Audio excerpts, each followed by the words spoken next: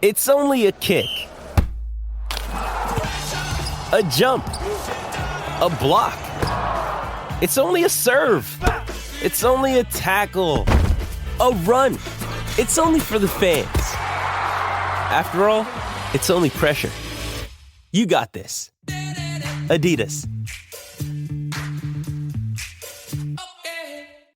With threats to our nation waiting around every corner, adaptability is more important than ever. When conditions change without notice, quick strategic thinking is crucial. And with obstacles consistently impending, determination is essential in overcoming them. It's this willingness, decisiveness, and resilience that sets Marines apart. With our fighting spirit, we don't just fight battles, we win them. Marines are the constant our nation counts on to fight the unknown. And through adaptable problem solving, we do just that. Learn more at Marines.com. Welcome to the College Football Playoff Show Q&A, where Doug Lesmerises and Shehan Jeyarajah answer questions about the playoff and its contenders from subscribers. Thanks, you guys, for joining us once again. It's Doug and Shehan. Shehan, I just saw this, not to brag, but we are the 75th most popular football podcast in Singapore, according to some chart. So if you're listening to us in Singapore, thanks for making it happen for the College Football Playoff Show. Of course, it's our Tuesday show. We take questions from our tech subscribers, but news breaking as we record this Monday night, Shehan, Clay Helton is out at USC, and this is a playoff podcast, which means we haven't been talking about USC much, but in a normal college football world, USC is a type of program that we should be talking about a lot. Do you think this next hire for USC, is there any reason that it won't put them back right in the middle of the playoff mix as the power in the Pac-12? That's the thing, right? The Pac-12 has not been very involved in the playoff conversation. It's because their power disintegrated, whereas the SEC's power, Bama, has been there. Texas disintegrated, but Oklahoma has been the Big 12's power. Ohio State's been the Big 10's power. Clemson's been the ACC's power. It's kind of USC's fault that the Pac-12 is out of the playoff world. Should they be right back in with whoever they hire next? Yeah, I think that when you look at these playoff discussions, one thing that I look at a lot, and the reason to me that the SEC is just a step above, multiple steps above everybody else, is because I do think that you look for these teams with implicit credibility, right? That's one thing covering the Big 12 for so long, is that you know that Oklahoma's got that. You knew in the past, obviously, that Texas had that. And I think that's been one of the issues with the Pac-12 is that having one is nice. I think that Oregon in some ways has been that one. But if you only have one, then who's that team supposed to beat, right? Who's that team supposed to build credibility against? Yeah. And so I think more than anything else, you don't need USC to be playoff good. You don't need USC to be the team, but you need them to be the team that when the team beats the team, it's at least good enough to kind of build them some credibility. So I think it's a very important hire, like you mentioned, not just for USC, but also for the Pac-12. Now, I will mention, Oregon's doing great things. They've got a great non-conference schedule. We'll obviously talk about more probably in this show and tomorrow what they did against Ohio State. So that kind of stuff is going to help too. What's going to help more than anything is if you have a team make it to the playoff and have some success. If you have a team win a national championship, that's obviously a whole nother level of that. And so there's ways that the Pac-12 can recover without USC being good, but it just makes the margin that much thinner when it doesn't happen. But I still think it makes more sense for USC to be good than it makes sense for Oregon to be good. I'm like, Oregon should be the team that makes USC look good when USC beats Oregon, right? That USC has fallen off the cliff here. They won 7 straight Pac-12 titles between 2002 and 2008. In the last 12 years, USC has won 1 Pac-12 title. And that was the year they beat Penn State in the Rose Bowl. Sam Darnold emerged at the end of the year, and that was great. But you look at, this is just the recruiting catching up with Clay Helton, right? That at some point you get fired because you lose to Stanford, but you lose to Stanford because you fell apart in recruiting. His first 2 full classes at USC, number 4 in the country in 2017, number 4 in the country in 2018. 20th class in 2019. I think in 2020 was maybe the worst recruiting job by any school in any year in the history of recruiting.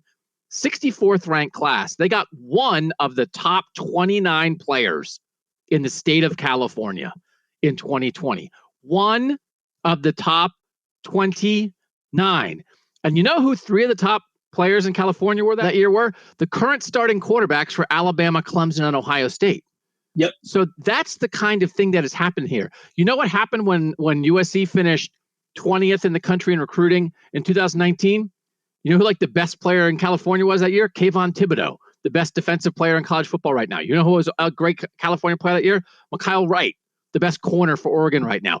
All these guys are going out and lighting it up. So and by the way, JT Daniels was at USC. So it's like everybody else, like the 4 best teams in the country all have quarterbacks that should be USC's quarterback. So this was eventually going to catch up with him. This 2022 recruiting class they're trying to pull together right now, 39 of the top 50 players in the state of California are currently committed in the class of 2022. 2 of them are committed to USC. Shehan, how can kids in California not want to play at USC? It is not a surprise that Clay Helton got fired on Monday. It's a surprise that Clay Helton didn't get fired years ago. Well, it is very interesting because this has been part of a trend. You mentioned those guys those top quarterbacks, right? Several of them played within miles of each other, and all of them go all the way across the country in order to play at better schools. And so this isn't just a USC problem. It is a USC problem, but it's not just a USC problem. This is a Pac-12 problem. And this is a perception gap more than anything else, because these kids are going to the SEC. They're not going to the SEC because it's convenient, because their parents can go see their games, or even because it's like the best environment, the best school, the best opportunity. They're doing it because if you're a top 10 player in the country, you want to play for something.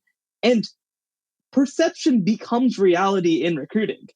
And so when you see these teams in the SEC, and then you top Clemson on top of that, when you see these teams compete for national championships and the teams in the Pac-12 year after year after year be irrelevant in the national conversation, unfortunately, this stuff adds up. And now I do want to move on to, I feel like there's a no-brainer for this job. Okay. And he's been the same guy that I feel like has been rumored year after year. And I didn't get it at first, right? And I'm talking about James Franklin over at Penn State, right? I didn't get it at first. Partially because I felt like, I don't want to use the word underachieve at Penn State, because he's done amazing things, I think, at Penn State. He's won conference championships. He's been nationally competitive. They've had a chance to go to the college football playoff and just didn't quite get there. But, I do feel like they're reaching a ceiling of what modern Penn State is, right? I just wonder if there's another gear. And James Franklin has always been very clear. He wants to win a national championship. He wants to become the first Black coach to ever win a national championship at the FBS level, because that hasn't happened. And the more that I think about this, I think, one, USC needs somebody who will be that dude in recruiting, right? They need somebody who will walk into people's houses and say, you're going to come with me and I'm going to do the thing, right? And James Franklin has proven he can do that during his time at Penn State. The one place that they struggled, which was we need to have a whole podcast where I ask you why the Big Ten sucks at quarterback, but that's the one position where they've had issues, and California is the place. If you're going to go find a quarterback, California is one of the places that you want to be. So I would have confidence that he could find that guy.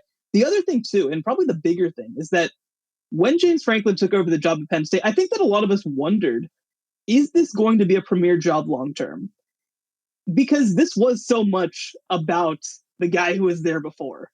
And I think that it says a lot about James Franklin that he not just had success at Penn State, but that he kind of rebuilt it into a power program. And USC needs a guy like that. Somebody who's going to walk in the door, say, this is my program. You're going to do things my way. We're going to build the facilities I want. We're going to recruit the way I want. And we're going to have an identity as a program. And so after 8 years at Penn State, James Franklin has plenty of reasons to want to stay, right? There's no reason that he has to leave.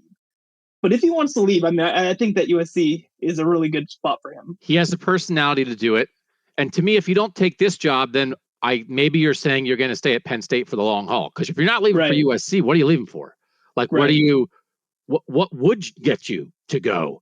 And what he did at Penn State, I think, is harder than what he would have to do at USC. He has rebranded Penn State in his image, and USC has a lot more going for it. And one of the things USC has going for it that Penn State doesn't is no Ohio State.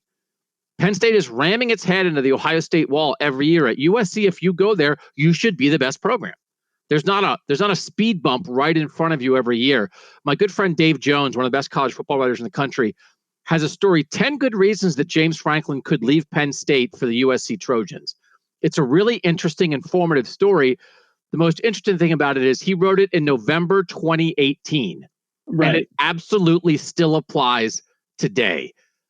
Some people are saying Luke Fickell, Cincinnati head coach to USC, because the USC AD, the USC AD is the old Cincinnati AD who hired Luke Fickell at Cincinnati. I think it makes much more sense. James Franklin to USC, Luke Fickell to Penn State. That makes much more sense to me on both ends. Luke is more definitive, I think, Midwest guy, even though James Franklin's from Pennsylvania. I just think James Franklin fits USC better. USC's got to be cool, just like Miami. I think, to me, USC and Miami football, of course, it's more than this, but step one is make it cool to be a Trojan. And I think James Franklin fits that better than some of the other people on their list. Now, listen, you can't just be like Lane Kiffin cool. Although, frankly, like current modern day, take his lumps, learn from Nick Saban, figure it out, Lane Kiffin. If Lane Kiffin hadn't already been the failed head coach at USC, I actually think he would make a lot of sense for USC. So you can't just get sizzle, but you got to have some sizzle, especially coming off Clay Helton. When everybody says Clay Helton's the nicest guy in the world, no sizzle, it's not cool. You had a class that was 64th in the country. You need something different than that. And I think James Franklin is a good fit to be different. Yeah, no question about it. And so we'll see, obviously, if it happens. But one thing that I'll point to as well, right, is that Penn State obviously is recruited at a crazy high level. Like, they've been one of those programs that's recruited at a top 10 level. And again, I think that they didn't have to be this after everything that happened back 10 years ago, right? And so I think it's a credit to him. And the thing that I will say, though, too, right, is that you've had situations, Justin Fields, right? Like, you have this great quarterback who's like, man, I love James Franklin. Man, I'd love to play for him. And then it's like, I'll have to sit back and think about it. And then you realize, maybe that's not the best decision. You're not going to have that second thought at USC. The first thought's going to be enough. And so I don't know if that's what James Franklin wants. I mean, there's plenty of other good candidates. Some of the ones that I've seen are a little strange. I don't think Bob Stoops is going to come back out of coaching. I don't think that Chris Peterson's about to re-enter college football. But, I mean, there are other good candidates. I think that you consider Campbell. I feel like he also isn't that sizzle too, right? I feel like it's similar to the Fickell thing. But there are some good coaches around. I think that certainly you look at some of the up-and-coming young offensive minds. I think that you look in that kind of direction. But at the end of the day, man, I just feel like when you look at everything that USC needs to be, I think you need a guy who's proven. You need somebody who's built a program before. You need somebody who can do this stuff both on the field and off the field. And like you mentioned, sizzle in recruiting. And just feels like a no-brainer to me. I think James Franklin, as the coach at USC, certainly would have gotten either Bryce Young or DJ Uiagalelei or CJ Stroud. He wouldn't have let all three of those guys get out of California. I think it's a very good chance it happens. And then Matt Campbell, again, Luke Fickell and Matt Campbell might arm wrestle for the Penn State job if it comes down that way. Because again, those are two sort of tried and true Ohio guys who, if you're not going to wait out Ryan Day at Ohio State, what's the next closest thing? It's Penn State. And I think they'd both be great fits there. And I think that could be a situation where kind of everybody wins, except for Clay Helton. But, everybody else wins. Well, Clay Helton has his money. He's good, man. He's okay. He'll get a coordinator job somewhere. He'll be fine. Will he? Well, is he really known for any of that kind of stuff? I think he's going to be like I don't know, man. Ugh. What does Clay Helton do next? It'll be fun to watch. Anyway, we don't have to figure all that out. You can find that. Maybe he'll get a podcast. I don't know. That's what. Maybe he'll get a podcast. He may be our competition very soon. It will be number 76 in Singapore. Come on, Clay. Come for us, man. Come for us. We own Singapore. All right, let's get into our tech subscriber questions. If you want to be a tech subscriber, get to ask questions, get to take part in surveys, get to decide which teams we kick out and let in of our discussion. You can join us. Would love to have you. 817-442-6789. You send a text to that number. You get it free for 2 weeks, and it's $1 a month after that. We don't bombard you, but we send you little tidbits, and then you get to ask us questions and take part in surveys. Questions like this one, Shehan. And I think we are really getting into some jockeying now. When you look at the Iowa State loss, when you look at the Ohio State loss, especially when you look at some of like Notre Dame looking uncertain again, we are really getting into jockeying mode. Our guy Jorn, both Clemson and Ohio State have one loss. If both win out, who has the better chance of making the playoffs, Shehan? It is never too early for this kind of thing. This sort of delves into the thing the reason I left Clemson out of my playoff, because I could see this happening. Shehan, I think it's very possible, just the way it's unfolded so far, For the moment, I'm going to think about 2 SEC teams in the playoff and then Oklahoma. So I really do think this might be what it comes down to. Who would win that battle, do you think, if both Ohio State and Clemson went out? Well, let me answer your question with a question. Do you know how many ranked teams Clemson has left on its schedule? Well, Shehan, I started this podcast a little bit late because I was late getting back from my daughter's tennis match, and I also wanted to do a little schedule research, so I have a version of that answer, but why don't you answer it first? The answer is 0, right? And so the reason that the answer is very clearly Ohio State is because you have a team in Iowa that is right. I think they're 5th in the new AP poll, right? Yeah. Like they're way up there. So they're a team right on the edge of the playoff in the first place. So Ohio State would have to beat Iowa to have a shot at the playoff. Now, I don't know if I was going to go through unscathed and if they're going to be a top 5 team by then, but they'll be a top 15 team, worst case scenario. And you have other teams on the schedule. You have Penn State, you have Michigan, who's right on the edge of being ranked. If not, I think they're maybe late in the rankings right now. Like, you have multiple teams on the schedule right now if you're Ohio State, to where none of them might be ground-shaking wins, but they're meaningful wins in games that people are going to watch. And so for me, I think it's very obvious that if it comes down to those 2 teams, the resumes are not close. Now, at the same time, again, I think that you need to make sure that Oregon doesn't end up being a bad loss, too. If Oregon suddenly goes 8-4 in the Pac-12, then suddenly this looks a whole lot worse. But there's so many opportunities for Ohio State to play its way back into the conversation that it's no question to me. I think that Ohio State has the easier path. And I think, Shehan, in this case, you want the harder schedule, right? I think sometimes people get too caught up in the easier schedule. Once you lose, you want an easy schedule to be undefeated, because undefeated's in if you're a Power 5 team. Yes. Once you have a loss, you want a hard schedule because you have to prove yourself. I did the ESPN Power Index for my rankings. Current top 25 teams left for each team, Clemson 1, Ohio State 2. Current top 40 teams left, Clemson 2, Ohio State 6. Current top 60 teams left, Clemson 4, Ohio State 8.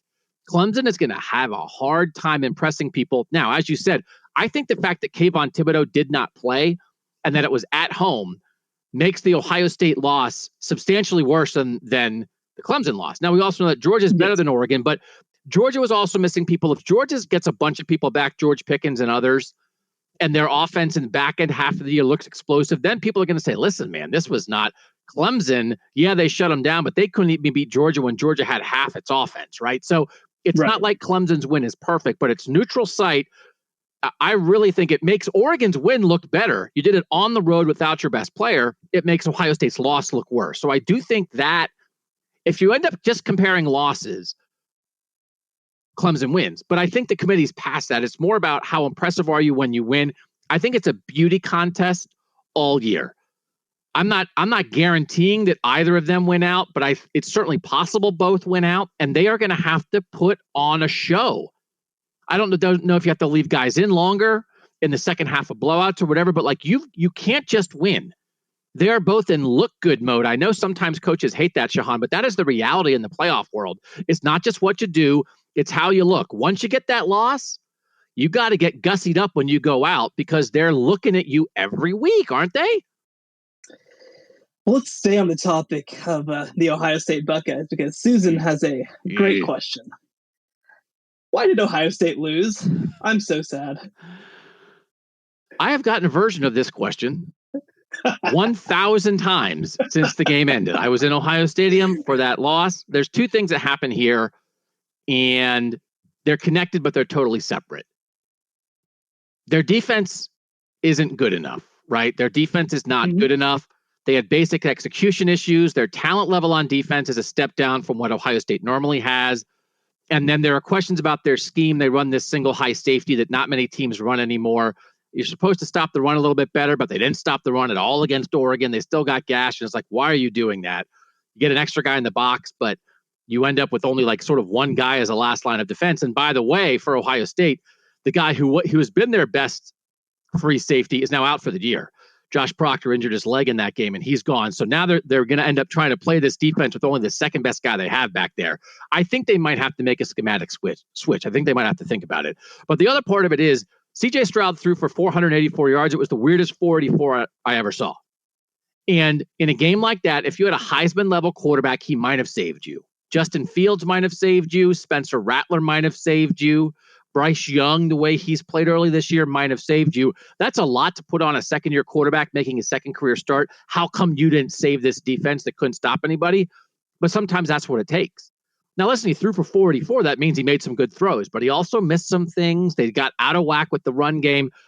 So it's on the defense, Shehan, but we've seen that sometimes. And often teams like this have a special quarterback. It's just mostly he hasn't matured to it yet. It's not CJ Stroud's fault, but that just makes Ohio State, you have less room for error, right? Because you don't have a guy who's ready to save you right now. And nobody on defense can save him either. They do not have a Ryan Shazier, Malik Hooker, Jeff Okudah, Chase Young, Joey Bosa, Darren Lee, Raekwon McMillan kind of dynamic, make a play out of nowhere guy. They don't, and they usually do. Most of the other teams we talk about, you know who has those guys? Georgia, Bama, Clemson, they all have those guys. So it's that rough combination. The defense doesn't have a savior. The offense doesn't have a savior at quarterback. They have him at receiver, but someone's got to get the receivers the ball. They had 3 receivers go for over 100, and it wasn't enough. So they're caught in between a little bit, but it starts with defense. Sorry, Susan, that you're sad, but everybody in Ohio knows it starts with defense. Well, I think the thing, because we knew that the secondary was a little shaky, right? But the thing I think that has shocked me the most, or did shock me the most in that game, was how poorly they set the edge, right? Like, the defensive line feels like the place where they should be pretty good, right? I mean, it's more the interior than maybe the ends, but like, you saw Zach Harrison get blown by, right? A really, really good player. And like, the one that really sticks out to me was, I think it was the last touchdown, the last CJ Verdell touchdown, where he just like hits the corner and it's like, where is everybody? Like, where is everybody? And I don't know, that was a shock to me. And I will say, right, like you mentioned, I mean, CJ Stroud, when you have receivers this good, like, being a game manager is enough, but it was very game managery. It was a very game managery 484 yards, right? And so, I don't know, it's with a lot of these teams, and obviously with Justin Fields at Ohio State the last couple of years, right? It feels like you just have something that you can't contain for too long. And with this kind of, again, with a quarterback like Stroud who doesn't make too many mistakes, but also doesn't necessarily make the winning plays either, it was weird. I don't know. It didn't feel like I was watching Ohio State. It's really the biggest thing. It didn't feel like that. No, it's a tough reality, and they need to figure that out. They need to figure out what CJ Stroud's upside is. Listen, of course he's going to develop. Of course he's going to get better.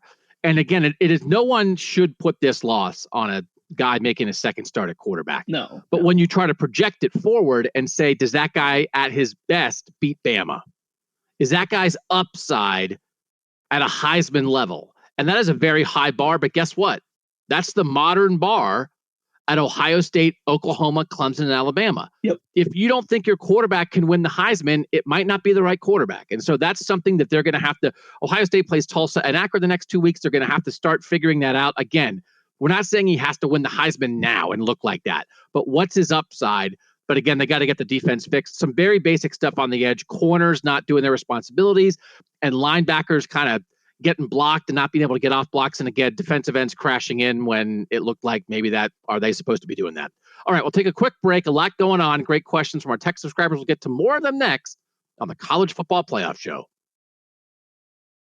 Doug and Shehan back with you. Shehan, how's the new gig going so far? You like working for those folks at CBS Sports? And has Romo come over for ribs yet? Not as yet. I think he's a little occupied right now, but it's been a good start. I will say one thing that's been a little funny is like we get like emails with analytics. You know, this is pretty typical with any job. And I'll tell you what, man, just getting those CBS analytics or something, man. Seeing the number of people who read your stuff these days, it's like, oh man, I think that I had like, no, it wasn't even a typo. It was like it went from 7 ranked teams losing to 8 ranked teams losing, but we had already like published the article by the time that it came out. And like I got like 3 or 4 emails, and like 2 of them were like in the email address that I don't have up publicly. So like They found you. Yeah, they found me somehow. So it's a lot of fun. I mean, I've been really enjoying it. The people I work with are great. You know, they said that they haven't had to add somebody this close to the season ever since like this management group started over there. So I think I'm doing okay so far. Wow. Do you have any sense from those analytics on what your readership in Singapore is? Any? Hey man, we got to boost it up. We got to get. That's why they brought me on. You know, they knew that I have the in with that market. All right. Next question from our guy Eric. I love when people cut to the chase. Is there anyone good in college football besides Alabama and Georgia, Shehan? Well, at this moment, I would actually say that Alabama's the only good one because Georgia did not look perfect. But I liked some of Georgia with the backup quarterback last week. This makes me intrigued for the Wednesday pod. Yeah. No, I definitely do think that Georgia's a clear number 2. And, you know, I think that after that 1 and 2, those are clearly the 2 best teams in college football right now to me. And I don't think that there's any question about it. And that next group is really interesting because I think, I think in the AP poll, it was like Oklahoma and Iowa and Oregon right in that next tier. I think that Clemson still very much deserves to be there, though they got to fix some issues on the offensive line. I'm by no means writing off Ohio State. I still think that they're maybe the most talented team in the country. Like, there's a lot of very good teams this year that have the potential to be great teams, but we haven't seen a lot of it. I mean, heck, Oregon, I think that Oregon still has some upside that we haven't seen yet. We haven't seen them kind of full go with Kayvon Thibodeau really doing his thing. And when he was healthy, right? Because that felt very much like almost like with some teams when they lose their starting quarterback, right? Things just kind of, everything's built around that. And so you kind of just lose everything, right? And so it felt like that with the Oregon versus Fresno State game once they lost Thibodeau, that they just built everything around the idea that this guy was going to dominate that one-on-one matchup. So I'm not reading too much into that, right? So I think that if you're asking about good teams, I think that there are a lot of good teams this year. I think that there's, obviously the ones that we've mentioned. I still think that Iowa State's a good team, even though we're going to ask some tough questions about them. I still think that, I think that there's some good group of 5 teams. Cincinnati, I think, is a really good team. I think Coastal Carolina, I'm still really high on. So if you're asking about good teams, I think that there's a lot of really good teams. If you're asking about great teams, yeah, I mean, it's going to be a chase for Alabama, I think, until Georgia plays against Alabama in the SEC title game. I do think it's hard for people when we live in a world where 4 teams have dominated the playoffs so far, and 2 of those 4 already have a loss. Yeah, right? Crazy. So I think people want something new, but then there's some trepidation about the new teams. And so you look at Oregon and Oklahoma, for instance, they might be 3 and 4 right now, and they both looked really weird in week 1. Right. Yeah. So it's like, okay, well, I think you might be like the teams I'd pick to make the playoff, but also what was up against Fresno State and Tulane? And then you might get to Iowa and it's like, is it really Iowa? And by the way, we're going to have an Iowa podcaster on with us on the Wednesday podcast to kind of ask that question. Is it really Iowa? And it gets difficult because this is sort of what everybody wants. Everybody always says, it's the same old teams all the time. And then you take out a couple of the same old teams and everybody's like, oh my gosh, who else is left? But I will say right now, Shehan, we are open to going 12 deep in our playoff discussion. We are at 10. We're definitely going to kick somebody out. We're probably going to add some teams this week. I can't find 12. Like I was like going through and I was like, should we cut it down to 7? Like we are not overflowing with gotta discuss playoff teams, I think, at the moment. So I definitely get sort of where Eric is coming from with this question. Yeah, it's going to make things, I think, really interesting as we get into it. And I do want to say, right, I was such a weird team to evaluate, like, their quality, because when you watch their games, you're just like, what the hell am I watching?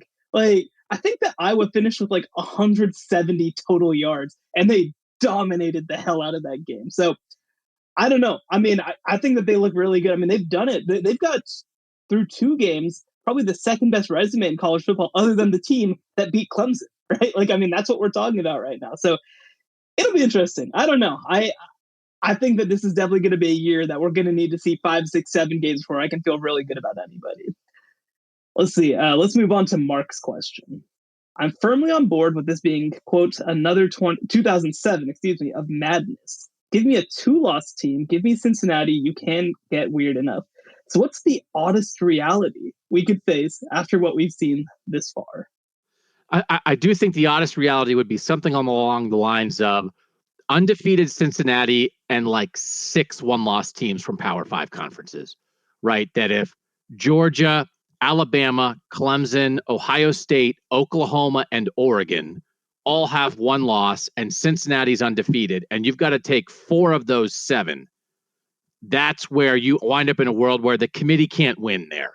They're going to have people mad at them no matter what. And it is funny, Shehan, since like a very controversial start to the playoff in 2014, there have been a lot of years where it's been like anybody could have picked the 4 they wound up with. Or like, all right, there's like a thing for 4 or 5, but it's not super controversial. I know the texter referenced 2007. And one of the things that's interesting about 2007 is, again, it was some of these teams that you wouldn't expect that were kind of involved in it late. We eventually got to a point where Ohio State and LSU played for the national championship, but it looked like Ohio State was going to have this, like devastating loss. And then it turned out that, they were able to overcome that because other people lost. But that was because teams like Missouri and West Virginia lost late in the year. And that, I think, might also happen here, Shehan, that if we wind up in a spot where some unexpected teams, what if, right, say Alabama has a weird stumble or whatever, and Iowa's number 1. Like in week 9. And all of a sudden, Iowa, which is a very good football program with an experienced coach, is somewhere like it's never really been before. And you're dealing with that. Can you put it away at the end of the year? It's what people want. Again, who are the top 3 in week 10? Iowa, UCLA, and Texas A&M. It'd be like, wow, that's awesome and cool. But can those teams put it away? I think we could be headed for that kind of madness, Shehan. Yeah, I mean, I mentioned that I think that Alabama right now is the class college football, but I mean, they also played a Miami team that looked pretty bad against Appalachian State, right? So, like, there is certainly a chance that Alabama loses 1 or 2 games, right? And then all of a sudden you're in a position where not only are we looking at, multiple one-loss teams fighting for playoff spots, but we're potentially every single one of these 4 teams that we've kind of classified as our sure things might suddenly have their chances be in jeopardy. I mean, I don't think that Oklahoma's going to finish the season undefeated after what we saw against Tulane, right? I still think they're going to go 12-1 and make the playoff, but like, there's a lot to figure out right now. So I do think that the weirdest thing that could happen, like you mentioned, is a group of 5 team finally getting into the college football playoff. Now, that would take a lot, and I don't know if things are breaking quite right for them right now because Notre Dame does not look great. Right. And Indiana obviously fell out of the rankings after getting crushed in week 1. So, like, things haven't really gone right for them so far, and they kind of need some breaks, especially maybe with some teams in the American Athletic Conference looking a little better than people thought. But, like, if they go 13-0 and blow through their schedule and make, Notre Dame look like a not very good team, like, you might be in a situation where there's 1 and 2 loss teams potentially fighting for a playoff spot, and suddenly things become real interesting. In a world where 2 of my playoff teams lost this week, Ohio State and Iowa State, I will take a win by calling Miami fake good last week. So I would like to claim that one for myself because there's not much else going right for me. All right, we'll take one more quick break. We'll be back with the last couple questions from our tech subscribers. Again, we'd love to have you join us. 817-442-6789. We'll be back after this on the College Football Playoff Show. Doug and Shehan, a lot of questions, Shehan, that sort of are, I think, almost eagerly anticipating this chaos, which, again, I'm here for it too. Our guy Matthew asked a lot of different questions in sort of creating some chaos, but I want to zero in on one part of it. The idea of the winner of the UCLA and Oregon game finishing undefeated and having to get in the playoff. They do play in the regular season, and then they very likely might be on what we've talked about, like with an Oklahoma-Iowa State path, where they're going to play again because they seem to be, especially with what's happening at USC. And again, Washington lost in the North. I don't know who are the second best teams in the South and the North behind USC and Oregon right now. We were doing some surveys with our people last week about the Pac-12 before Oregon's win. Not a lot of people were in on the Pac-12 yet. UCLA and Oregon have the Pac-12 in a very interesting spot. Can you envision a world where, they both sort of run the table other than the games against each other? And then does it feel like UCLA or Oregon, even if they split, now if they split, then it's going to be messy again. But what do you think about that idea of that being like a super important, vital playoff play-in game? Yeah, I mean, I definitely could see it. The one thing that I'll say is that I'm still a little lukewarm on UCLA, not because I don't think that they're very good, but because I think that we by we, I mean all of y'all, it wasn't me, might have overrated LSU, right? I mean, this is a very talented team, but I don't know that it's a very good team right now. So I do think that might be something that rears its head later in the year. But let's say, right, that you're in a situation where these teams play as undefeated. Yeah, I mean, I definitely could see this being a situation where, a team has a chance to get into the college football playoff because, we talked about it, and we've talked about the idea before of absorption, right? And so any LSU hype that existed is now in UCLA's pocket. And more than anything else, right? Like just the idea that they're able to play that way against, I don't want to call them way more talented, but LSU is one of those teams, a way more talented team, even if they're not necessarily the greatest team. I think that's a credit to them. And I think that people are going to remember that. And then obviously, I mean, I don't remember. I mean, I guess the answer would be a week before, but I don't remember the last game that involved a playoff contender that was as impressive a win as going on the road and beating Ohio State like that. Yeah, Clemson lost to Georgia just a week earlier, but this was in their house. This was in the big comeback of fans, the first big game at Ohio State, and Oregon comes in and kind of beats their butts, right? So I do think that the Pac-12 has more momentum than they've had in many years. And I mean, because I think that the way that we've thought about the playoff almost is we've been okay, here are the 4 teams that we're starting with, right? We're expecting 4 conferences to get in, and maybe something changes, and almost thought that the Pac-12 is going to not get in as sort of the first thoughts. And I do think that's going to be a little different. I do think that we're going to end up in a situation where we're going to think, okay, the SEC's in. We're probably almost assuming 2 SEC teams like what you said. And okay, the Pac-12 is right there. And whoever wins the Big Ten is going to be right there. And Clemson's going to be right there. And so I do think that changes the conversation a little bit. And more than anything, right, I talked about it at the beginning of the show, perception is reality. So the perception is starting to get there. And I think that's a good thing for this conference. I agree. All right. No, I mean, I think you spelled it out. Yeah. Listen, it's a very different world for the Pac-12 where people at least are open to them, right? Yes. That they have to open that up, because I think the college football, including the committee, has been very closed off to them, and with good reason, right? So that this is, I know John Wilner, who I think everybody knows is one of the best writers in the Pac-12, had talked about how important this weekend was for the Pac-12. And so Washington didn't get it done at Michigan, but I mean, this win for Oregon is not just a program shaping game, but a conference shaping game, that they needed that and they got it, and they're in the discussion. I like to think, again, at least in Singapore, we set the agenda for the playoff on this show, and we're talking about Oregon, and that matters. Absolutely. Well, let's finish it off with a question from Scott regarding Penn State. They should get in the discussion board, but not by virtue of their win, but because of the defensive vulnerability of Ohio State and potential that Penn State has an opportunity to win the Big Ten championship. So simply put, should Penn State be in the playoff discussion? We're going to vote on this on Wednesday about teams getting in. Penn State is the number 1 team in the Big Ten that is not afraid of Ohio State. I think most other teams in the Big Ten, including Michigan, have especially something. Michigan. Well, yeah. Not including. Talking to you, Harbaugh. No, listen, I mean, it's just a reality, because I mean, Michigan's done kind of a lot of sort of sloganeering to kind of pump themselves up for the Ohio State game. And Penn State just gets on the field and says, let's go. And they had the win in 2016. They had leads in 2017 and 2018 and ended up losing by a point. You can say, oh, they blew it, but they went toe to toe with them. And they even hung in the past couple of years with Justin Fields, maybe when they didn't have a right to hang in there. Jahan Dotson is great.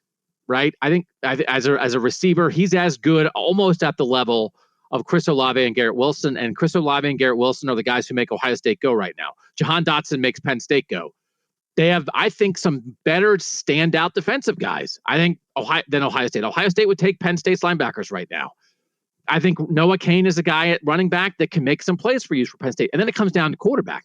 And Sean Clifford, who I think has a lot of reasonable questions around him, has been pretty decent through the first couple games, and a lot like C.J. Stroud. C.J. Stroud's young, Sean Clifford's old, but they don't need to win games by themselves. They just can't lose it. He was 16 for 21 last week in the first half against Ball State. That's what you're supposed to do, right? Against a team like that. In that game, 11 carries for 66 yards. If he can just get the ball to Dotson, let the defense go to work, there's a formula here, right? So I could see it. And so are we going to put Penn State in our conversation just because Ohio State looks vulnerable? I do think that's connected somewhat, because if it's like, well, Ohio State looks like the Chiefs, what's the point of talking about Penn State? That's not the case. So I think that's reasonable. And I think that will be a very interesting game. But the number one thing is Penn State has talent. Nobody has Ohio State's talent in the Big Ten. Penn State comes closest, but Penn State's not afraid. And if you give them a couple playmakers and a quarterback who can do a little bit of something, Clifford hasn't been good enough against Ohio State the past couple years. If he can peak, they have some other things that could make it interesting, especially when you see how vulnerable Ohio State's defense is. Yeah, and just to close it out, I would like to see what Penn State's passing game looks like with Mike Yurcich, who is a very downfield offensive coordinator, when they're not playing a team like Iowa that just ruins your entire freaking day. Yeah, and again, questions in the Ohio State secondary. So that will be an interesting matchup. All right, we will be back on the Wednesday pod. Might we add, guess what? You know how we kicked out Oregon last week? Kind of me pushing Shehan to kick out Oregon. Just kick him out. Kick the Ducks out. I have a feeling. Let's get the jump on the world and show the people in Singapore how we're ahead of the game. Get rid of I have a feeling Oregon might be back. But might we add another team? Could we add Penn State? Could we add Florida? Could we add somebody else? I don't know. Could we kick somebody out? Are we going to kick out Ohio State? Are we going to kick out Iowa State for losing? Those two teams lost. Notre Dame barely won again. Are we going to kick out Notre Dame? I don't know. That's what we'll do. And then we'll rank those teams in the middle of the show. We hope you join us on Wednesday. Thank you for joining us on this podcast. 817-442-6789 for the texts. And if you like us, we'd take a review at Apple Podcasts. We have a 4.8 or 4.9 rating there. Haven't gotten as many reviews lately. You know, people very excited off the bat. Now they're sick of me. If you have the time and you enjoy the show, tell a friend and drop a review. For now, for Shehan Jeyarajah, I'm Doug Lesmerises, and that was the College Football Playoff Show.